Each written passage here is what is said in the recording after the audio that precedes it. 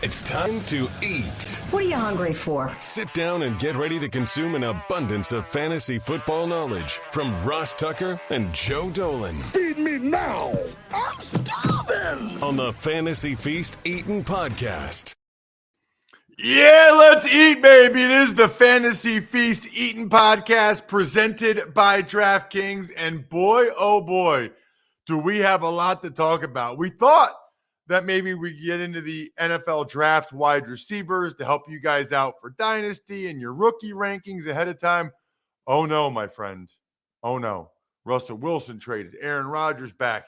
Calvin Ridley. We got franchise tag guys.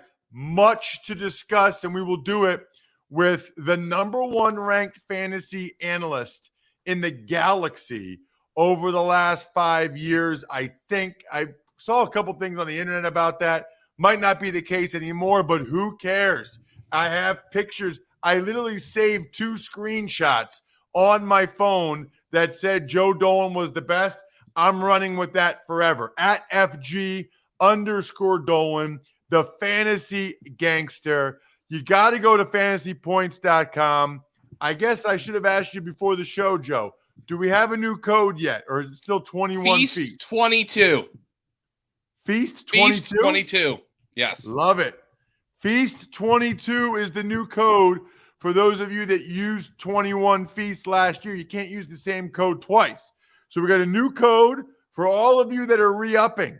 Now's the time. Feast 22, fantasypoints.com. How many people are like full-time on staff, Joe?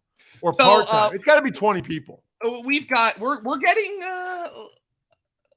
that's a tease, Ross. We're getting bigger. Let's put it this way. We are getting bigger. And Ross, this is a fantasy football podcast, but you might need to add a different sport soon. Let's just put it that way. Ooh, okay. I like the tease, fantasypoints.com, and the code FEAST22. I'm at Ross Tucker NFL.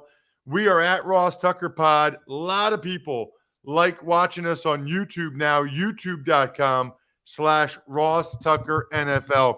Lots of news to get to, Joe. Yes. And I'm going to, not a curveball, but I'm going to give you a blank canvas. Like, what was the single most significant move that happened for fantasy yesterday? The fact that you're saying move is kind of lead me here. It's the Russell Wilson trade, okay? Denver gave up quite a bit. I don't think it's ridiculously much. Look, Drew Lock's in that trade. I don't give a crap that Drew Lock is in that trade, okay? And I'm sure Seahawk fans are despairing that Drew Lock was in that trade. But you give up a pretty good player. Shelby Harris, you give up Noah Fant, who's got some talent, and you give up the 2 firsts and the 2 seconds, okay?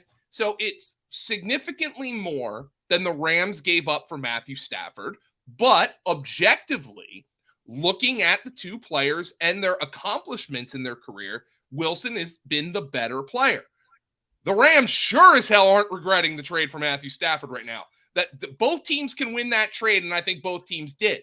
The Lions might be upset that the 32nd pick is coming their way. But here is the deal with Russell Wilson. This is an upgrade for the Denver Broncos in every way imaginable.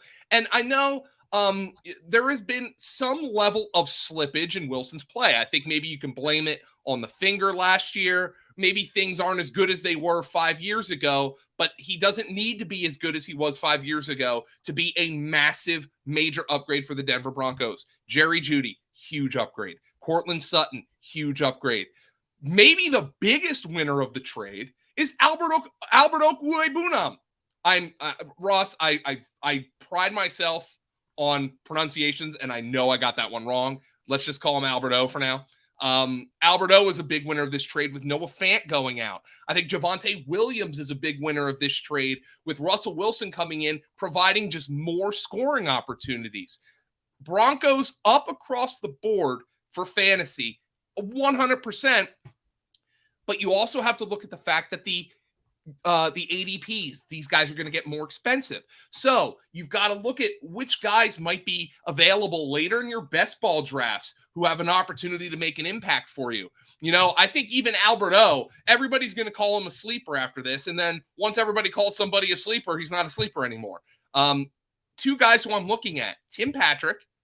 Denver extended Tim Patrick last year. They like that guy. And KJ Hamler. He got hurt, tore the ACL. But Russell Wilson throws an immaculate deep ball. I think you've really got to understand where Russell Wilson's strengths help the Denver Broncos. And then, of course, you have the marriage with Nathaniel Hackett, which I think works out unbelievably well. Russell Wilson is going to be a top 7 or 8 fantasy quarterback. He's going to be drafted as such. I want to see where his ADP settles in, though, before I decide whether or not I'm buying in. Because you look at the fact that, hey, look, he's coming from Seattle. He wasn't exactly starving for weapons in Seattle. DK Metcalf and Tyler Lockett are as good a 1-2 punch at wide receiver as there are in the league. So while I think Denver spreads it out more, has more depth, it's not like I would take Metcalf and Lockett over Judy and Sutton. I think that's a better pair. I just think Denver's got more to spread it around. Wilson doesn't run as much anymore, which has to be factored in. So I do want to see where Wilson's ADP factors in, Ross, before I decide whether or not I'm buying on Russell Wilson. And then it just brings me to the big question overall when it comes to Russell Wilson. How much, if his play has slipped, and look, he's in his 30s, okay? He's not going to be as mobile as he was at the age of 27. That's a fact. That's self-evident. But I'm just looking at everything that Wilson had. The fact that he was willing to be traded, how much is a change of scenery going to rejuvenate his career? And I think that's sight unseen right now. So even if you think, man, Denver gave up a little too much for the version of Wilson that we've been seeing, how much was the Pete Carroll influence over that offense? The fact that they didn't let Russ cook, okay? How much of that was weighing on Wilson? And is he going to be able to come out here with Nathaniel Hackett in an offense and say, let's throw it around, baby? I think there's a factor there that we probably can't answer, but if you're going to be bullish on Wilson, I think that's something that you're going to take into account and say, look, Seattle, even with all the different offensive coordinators, they still had the same philosophy. They'll air it out for 3 weeks, and then as soon as Russell Wilson throws a couple of picks, they're giving the ball to the running back 25 times a game.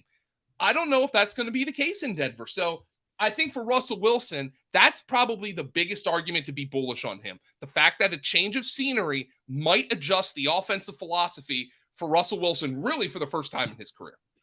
All right, so I've got 2 more questions on the Russell Wilson trade from a fantasy perspective.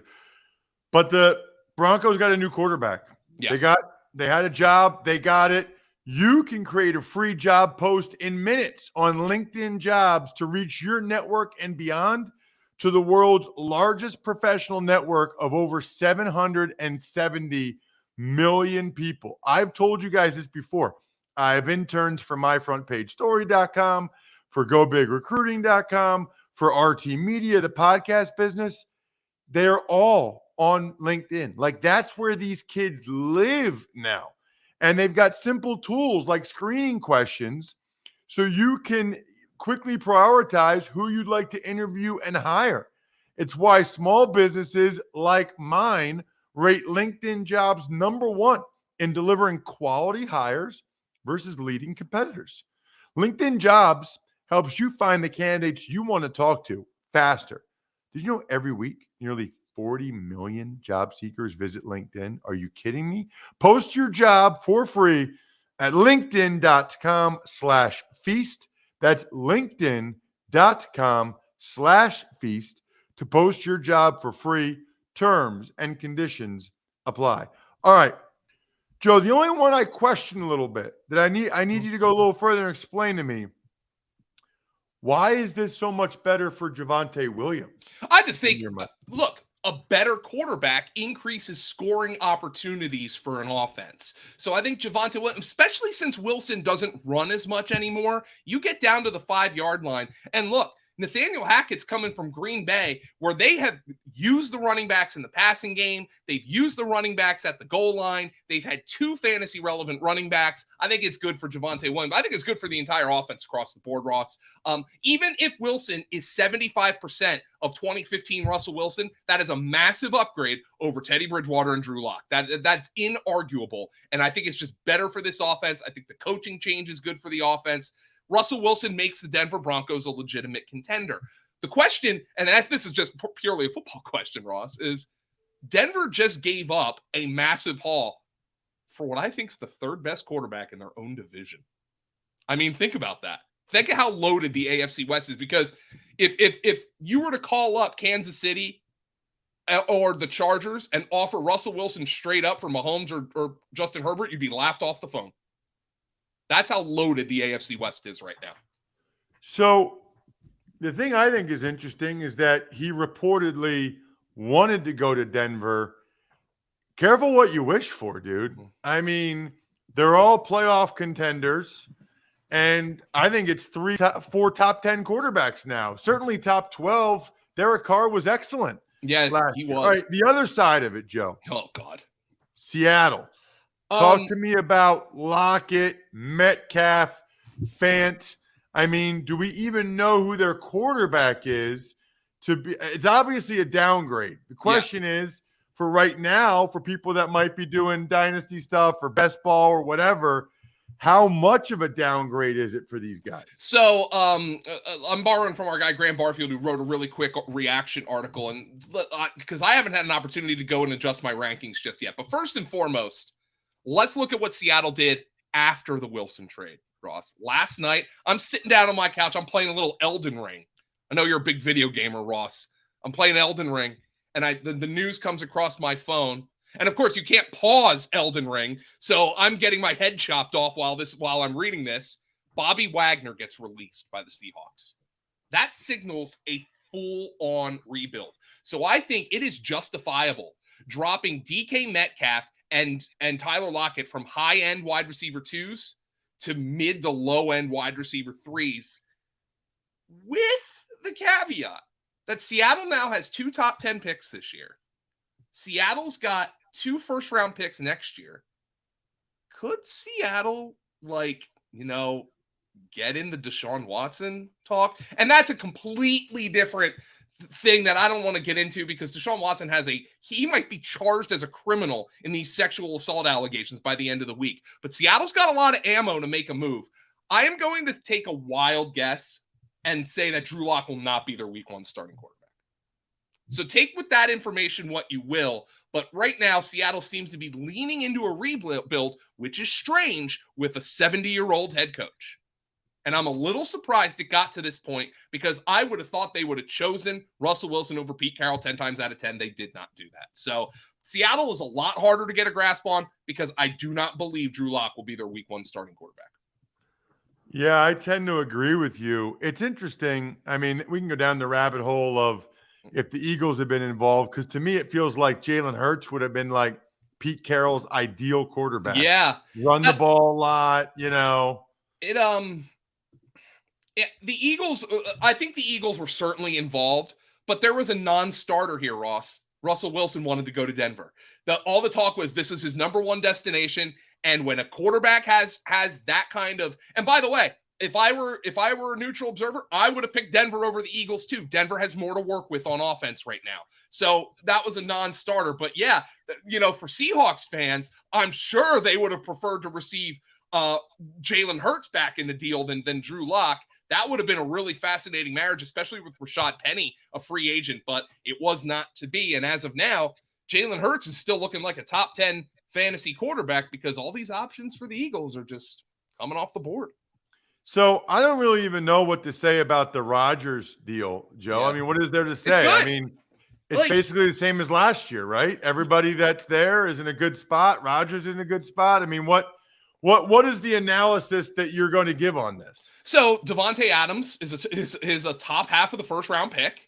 Aaron Rodgers is going to be sitting there and giving you good production in the middle rounds, as he always does, because he doesn't run as much as the other guys, so he's going to get drafted after him. I'm really interested to see where the ADPs for the running backs shake out because A.J. Dillon impressed me last year. I think he was Pro Football Focus's second highest graded runner. He was good down the stretch. He was better as a receiver than anybody could have anticipated. But Aaron Jones is great at the goal line too. I want to see if there was kind of some sort of tacit understanding from Rodgers' camp vis-a-vis the Packers that they're going to go out and get him more help at receiver. Marquez Valdez-Scantling is a free agent this offseason. I believe Alan Lazard is as well. So could the Packers go out and get more help for Aaron Rodgers, maybe through the NFL draft, maybe through free agency? I think he likes Valdez-Scantling, re-sign Valdez-Scantling. But it's good. It's good for the Packers. And I mean, I think there was a 3-4 hour window where everybody was downgrading all the Broncos because, oh God, they're going to have to sign Mitchell Trubisky or they're going to have to sign Marcus Mariota. And now all the Broncos are upgraded too. It's just the Seahawks who are down really bad right now. Okay, let's talk about something. I mean, we're going to have some dynasty experts on over the next couple weeks, Joe, sprinkled in with Wes Huber. Calvin Ridley, dynasty holder. Oh. I mean, how mad are they now? And frankly, what does it mean for the other Falcons? That's got to be an upgrade for the Russell Gages of the world, right? Okay. Oh, Russell Gage is a free agent, but you have to imagine. That's right. You have to imagine they bring him back. That's a massive upgrade for Gage, by the way, because first and foremost, let's just get this out of the way. Ross, I understand because every single freaking person on Twitter made the same. Oh, Calvin Ridley is suspended for betting, and that's brought to you by DraftKings Sportsbook. Okay, look, I get it. This podcast is brought to you by DraftKings Sportsbook. There's a difference, though. Ross, you can make a bet on DraftKings Sportsbook. Why? You're not an active NFL player. I can make a bet on DraftKings Sportsbook. Why? Because I am not an athlete. I'm not good at anything. Calvin Ridley You're good at fantasy. Yeah. Well, yeah, I'm good at fake football. Calvin Ridley's an active NFL player, okay? You cannot bet on games, and you cannot make exceptions for a guy who's inactive. You can't make exceptions for a guy who's hurt. You can't make exceptions for a guy betting on his own team because it creates a slippery slope. Like Ross, I think the NFL suspended him only for a season, at least a season, because they probably looked at this and said he was just being dumb. He put $1,500 on his team to win, and like he wasn't running a gambling ring. He wasn't trying to throw games. Because if they did find that, they would have banned him for life. Ross, you played in the league. You were in locker rooms. You have to know this is rules number 1, 2, 3, 4, and 5. Right? I mean, it's the first thing they tell you. It's all over the locker room. It's not even up for debate. I mean, look, I understand the NFL is trying to monetize, but didn't and I don't want to sound like a bootlicker here. But didn't the NFL essentially partner with these things and it worked because the NFL is partnering with what they view as legitimate companies who are helping them catch activity like this? That's exactly what happened to Calvin Ridley. So anyway, look, let's go to the fantasy angle. The Falcons might be one of the 2 or 3 worst teams in the NFL. I mean, they have Kyle Pitts and they got nothing. Russell Gage is a free agent. I expect they'll re-sign him. Cordell Patterson is a free agent. Matt Ryan was up 28-3 in Super Bowl 51 and has been living in Final Destination ever since. Matt Ryan is getting up in the morning and must constantly feel like he's driving behind a logging truck that doesn't have its straps on right. All right? Like this, I mean, I can't imagine what Matt Ryan is feeling right now, but the Falcons just don't have anything. And Arthur Smith, I'm wondering if he's thinking he should pull a Roman Roy and leave whatever he's doing now, his pet project, and go run the family business. Because he's like, I mean, the Falcons are down so unbelievably bad right now, and it's because Calvin Ridley was a dumbass. I don't think he was doing anything like, I don't think he was asking people to throw games, but the problem is the perception that creates. Do I think Calvin Ridley is alone? I mean, I'm not naive, but he also was very brazen.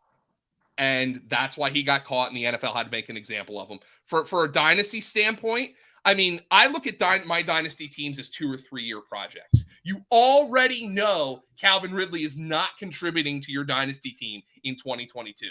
And there is a chance if the NFL, by the way, he has to apply for reinstatement. This suspension doesn't end.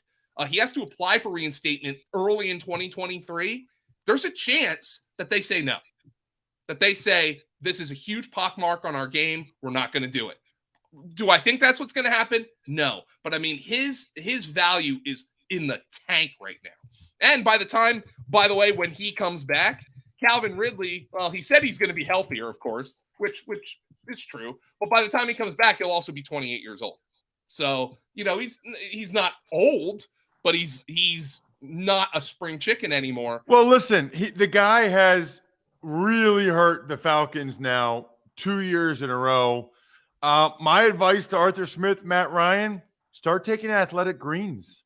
I did. I feel better. As a result, you're absorbing 75 high-quality vitamins, minerals, whole food source superfoods, probiotics, adaptogens.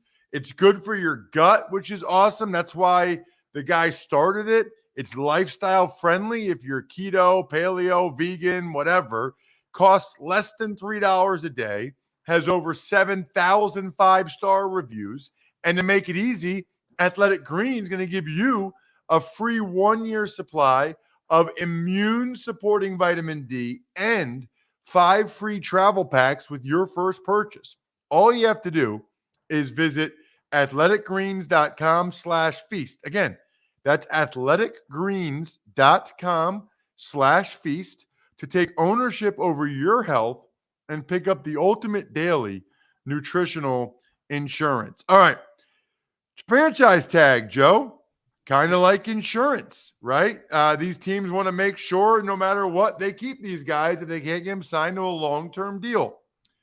3 tight ends, none of whom are elite, along with Devontae Adams, who we knew, and Chris Godwin for the second year in a row, which surprised me a little bit. What's the most interesting thing here? I mean, should we talk about the tight ends and what it means for how these organizations are viewing these guys? Yeah. Well, first and foremost, I think somebody like Mike Gesicki is going to be very upset about this. You remember Jordan Cameron a couple years ago for the Cleveland Browns. He changed his Twitter profile to say, I am a pass catcher, because he didn't like the franchise tag for tight ends as compared to wide receivers. Well, Mike Gesicki was essentially a slot receiver last year. He very rarely played in line. And you wonder if these teams are taking advantage of the fact that we think we have a high-end pass catcher and we aren't paying them on the franchise tag as much as they're worth. And it's the same debate that we've had a couple of years ago. But I will say the one that surprised me above all was David Njoku. I saw that. I'm like, what? They did what? Are they going to cut Austin Hooper? That's a massive blow to Harrison Bryant's dynasty value. The Browns obviously were thinking David Njoku was going to get some serious interest on the open market, so they decided to tag him. Maybe they could trade him. David Njoku has said he wants to come back. But, Ross, that one really surprised me. The one guy, though, who takes a big step forward from fantasy perspective based on everything else that we're hearing is Dalton Schultz with Cowboys, because it looks like they're going to cut Amari Cooper. Michael Gallup, they're going to, I guess, sign to an extension, but he might not be ready for week 1. CeeDee Lamb is going to be the guy who's going to eat up all that ADP. He was a disappointment last year from a fantasy perspective. Dalton Schultz, though, is the guy who, from this tight end market, is the guy I'm probably most excited about from a fantasy perspective, because even if you don't think he's somebody who's worth the franchise player designation, he was a guy who caught a lot of passes for Dak Prescott last year. He was a guy who Dak Prescott trusted to move the chains. I think Dalton Schultz is a guy who I will be investing in for fantasy purposes. The Cowboys clearly like him. And while Cowboy fans are like, no, we should keep Cooper and let Schultz go, that's not the way the Cowboys are looking at things. No, because it's 10 million instead of 20 million. Yeah. It's half. And they need somebody to play tight end. They have other receivers who you referenced, Gallup and Noah Brown and of course CeeDee Lamb. I guess the other 2 things I wanted to ask you about relate to some of these contract extensions, in particular, Josh Reynolds. Yeah, he actually had a nice little run at the end of the season, and it's so Didn't funny. the Titans cut him? Yes, it's so funny how things work out, and I know there was something behind the scenes with the Titans, but the Titans, who, I mean, for most of the year had nobody outside of A.J. Brown because Julio Jones was a ghost. He couldn't crack the rotation there. He caught 10 passes in 5 games. Then he goes to the Lions, and he ends up having 19 for 306 and 2 touchdowns in 7 games after a midseason move. And, he's not going to move the needle, but he's a nice player to have around. He's got a good relationship with Jared Goff. We'll see if the Lions draft a quarterback. They're obviously, it doesn't look like they're going to trade for one. I don't think they're in the market. I don't think they're going to be one of the teams that is after like Mitch Trubisky. They're not a team that's like, we need that little extra oomph. I don't think that's going to be them. So I think it's either going to be Jared Goff or a rookie starting week 1. Josh Reynolds has the rapport with Jared Goff. I think he's a nice late round best ball flyer. He was somebody who was contributing to fantasy teams down the stretch, and he signs a 2-year contract extension, pretty well earned for him. He's a nice, solid number 3, number 4 receiver to have around. Just a little strange he couldn't get it going with the Titans, who really needed that kind of player. Chargers Mike Williams getting a huge deal, Joe. I mean, I don't know if this is a surprise. I don't think they were going to let him go. But it's good for Justin Herbert, and good for him. A little bit of a blow to Joshua Palmer, who I think a lot of people had pegged as a breakout candidate in the event that Mike Williams were to move on in free agency. But, the Chargers are looking at something where they said, look, if it ain't broke, don't fix it. I'm glad for Mike Williams getting paid. He's a guy who's had some injuries, but yeah, it's great for the Chargers offense. It's great for Justin Herbert, who's going to be drafted as a top 5 fantasy quarterback this year. He's probably a top 5 real life quarterback at this stage. The Chargers are a team that is going to, as always, they're always the hot team. They're going to be picked to take a step forward this year. And I could see it. They've got good defensive talent, and they're obviously set up for massive success offensively. They shored up that offensive line with Rashawn Slater last year. Excited to see what the Chargers do in free agency in the draft, because that's a team that is on the rise in the most cutthroat division in the National Football League. So I got one more question for you, Joe. But first, DraftKings. They're here to help you and your friends get in the game with different ways to fund your DraftKings account. You can fund your DraftKings account with cash now. Just sign up in the DraftKings Sportsbook app, select Fund with Cash in the payment section, and get a digital barcode. Then take your cash and barcode to any one of our thousands of participating stores. Super easy. While you're there, pick up some DraftKings gift cards. Don't know what to get your buddy for his birthday? DraftKings gift card. Don't know what to get Joe Dolan for co-hosting the Fantasy Feast podcast? DraftKings gift card. Don't know what to get your mom for Mother's Day? DraftKings gift card. Done and done. Just visit DraftKingsGiftCard.com to find a participating store near you. March is here. Get in the game with these 2 awesome, fun, and easy account funding options. Joe, 2 things. You mentioned Gesicki. I'm having a tough time picturing him in sort of the George Kittle role in McDaniel's offense, because Kittle's just such a badass. Yeah, he's Kittle's way more physical. That's not Gesicki. Kittle's way more physical. But how many George Kittles are there is the question. He's Gronkian. There's Travis Kelce. I think you could make the argument that Hawkinson's there. Obviously, I think Mark Andrews is a badass. I think Dallas Goedert is a badass. But Gesicki's a really good receiver, and you feel like McDaniel is going to be able to figure out what Gesicki can do in that role without necessarily being the guy who's looking to drop kick defenders in the face the way George Kittle is. They franchised him. Probably because he's worth more than the franchise tag. I still like Gesicki as a top 10 fantasy tight end, but I agree with you. I mean, he's not George Kittle. George Kittle plays just like his head is on fire. I don't see him in that role, but I can still see him catching 70 balls again. Okay, last question, Joe. Next Wednesday, maybe we'll have a guest, maybe not. There will be a bunch of news because Monday, we record this Wednesdays at 11 a.m.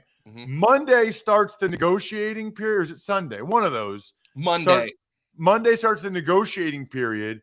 Wednesday is when free agency kicks off, but we'll start to hear stuff. That's what we're going to break down next week. What do people need to look for, aware of Monday, Tuesday? I guess it really only affects you from a fantasy perspective if you're actually doing best balls while this stuff's going on. It's probably a bigger issue for people that, might be looking at futures for betting stuff. One thing I would always say is there is an overreaction as soon as a move is made. And you might be able to capitalize on that in your dynasty leagues. But these are for super active dynasty leagues who are literally making trades basically in the window between when these deals are reported and when they become official. And I always remember a number of years ago after the Eagles traded LaShawn McCoy, there was the report that they signed Frank Gore. And then Frank Gore didn't end up going to the Eagles. And I think he ended up signing with the Colts. So there's always the chance that when these deals don't become official until Wednesday, that somebody can change their mind. Somebody can swoop in with an offer. 99% of the time, if Adam Schefter, Ian Rappaport, etc., Jay Glazer, Tom Pelissero come out with a report and say, this guy's signing here, it's right. But just keep that in mind. Be aware of that. They don't become official until Wednesday. So, Ross, even when we record next week on Wednesday at 11 a.m., these deals will still be 5 hours away from becoming official. So keep that in mind as well. But we're going to have a lot to talk about next week. Cannot wait. Check out this man on social media. He's the fantasy gangster at FG_Dolan. The code at his website is Feast22. So all of you guys have signed up before, it's time to renew using Feast22. That rhymes. I am irrationally proud of myself for that. FantasyPoints.com. Other than that, I'm stuffed. We're done. Thanks for listening to the Fantasy Feast podcast. Make sure to also subscribe to the Ross Tucker Football Podcast, Even Money, Business of Sports, and the College Draft. All available at Apple Podcasts, rosstucker.com, or wherever podcasts can be found. A lot of times on the show, I mentioned DraftKings. Here's what you need to know. You got to be 21 or older, New Jersey, Indiana, or Pennsylvania only. New customers only. Restrictions apply. See DraftKings.com/sportsbook for details. Gambling problem, call 1-800-GAMBLER, or in Indiana, 1-800-9-WITH-IT. By the way, if what I was talking about included a deposit bonus, doesn't always, sometimes it does. Deposit bonus requires 25 times playthrough, and deposit bonuses are paid out in site credit.